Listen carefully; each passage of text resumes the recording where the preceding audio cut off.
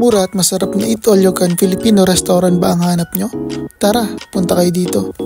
At kung sobrang nagkikrave ka na sa mga Filipino foods, subukan yung kumain dito.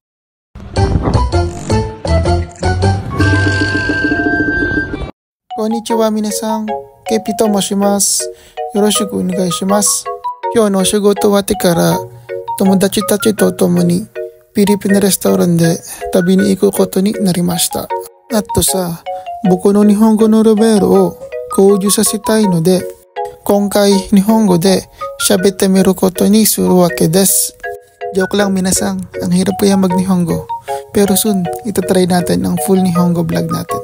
At ito nga pala yung cameraman natin na napakasipag mag-video sa atin. Walang iba kundi si Kenchang. At ito naman, yung mga kasama natin na iba. Ito nga pala, si Glenn at si Senpai Angelo. Tapos yung isang kasama naman natin, isusunod na lang daw. Medyo malapit din naman kasi siya sa restaurant. Ilang minuto nga lang is nakarating na rin kami. Lagi ko nga palang nilalaki yung aking electric kickboard scooter kapag iiwan ko sa parking kasi mahirap na. Kahit nasa Japan kasi, hindi maiiwasan na mawalan ka talaga ng gamit, lalo na yung mga payong mo. Yan yung pinakamadalas mawala rito. At syempre, iba't ibang lahi na rin kasi yung nandito sa Japan. Kaya for safety lang, lagi namin talagang nilalak. At ito nga pala, ang Bella's Filipino Restaurant.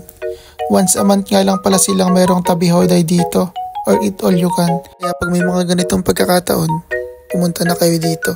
Kasi sulit naman. For only 1,500 lang, makakakain ka na ng iba't ibang Filipino foods. At ito nga pala yung mga menu nila for today. Meron sila ritong tahong, kare-kare, pansit, sisig, chicken na fritada at munggo. Meron ding bilo-bilo, lechong kawali, tapos meron pang ibang dessert dun sa dulo. Ito nga pala yung kinuha ko, kare-kare, fritada at sisig. Ito kasi yung mga Filipino foods na hindi ko talaga madalas matikman, kaya ayan agad yung kinuha ko kasi baka maubusan ako. Pero nagre-refill naman sila kung sakaling wala nang laman yung mga lagayan ng pagkain nila. At unang tikim ko pa lang, sobrang sarap na nung kare-kare. Sulit na agad yung bayad ko. At para sa akin, okay naman yung lasa nung chicken na fritada at sisig nila. Tamang-tama lang yung alat niya sa kanin. At sa unang sandok ko pa lang, mukhang napadami na agad yung kanin ko. At medyo nagulat nga kami kasi yung ibang mga kasama namin na sanpay sa ospital, nagdatingan din. At ito nga yung pangalawang balik ko. Lechong kawali at sisig na lang ang kinuha ko. Hindi na ako nagkanin kasi napadami na yung kanin ko sa unang kuha ko. Kaya medyo nabusog agad ako. By the way guys, located nga pala ang Philippine restaurant na to sa Ichinomiya Aichi. I-search na lang sa Google Map kasi makikita nyo naman doon. Meron din pala sila dito mga short order tulad ng chicken inasal, halo-halo, dinuguan at marami pang iba. Meron din sila ritong grilled balot kaso hindi na ako nag-order kasi busog na ako. Sobrang sarap din ng bilo-bilo nila rito.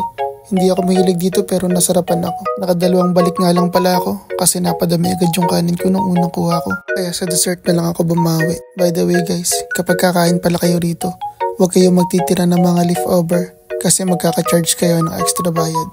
Mayroon din pala sila ritong sari-sari store at andito lahat ng mga basic needs na Filipino foods na kailangan nyo. Kaya kung may mga cravings kayo, pumunta na kayo dito. At medyo ginabi na nga kami ng labas at satisfied naman itong mga kasama ko. At bago matapos ang video na to, don't forget to follow, like, and share ng ating video. Thank you for watching. See you next vlog.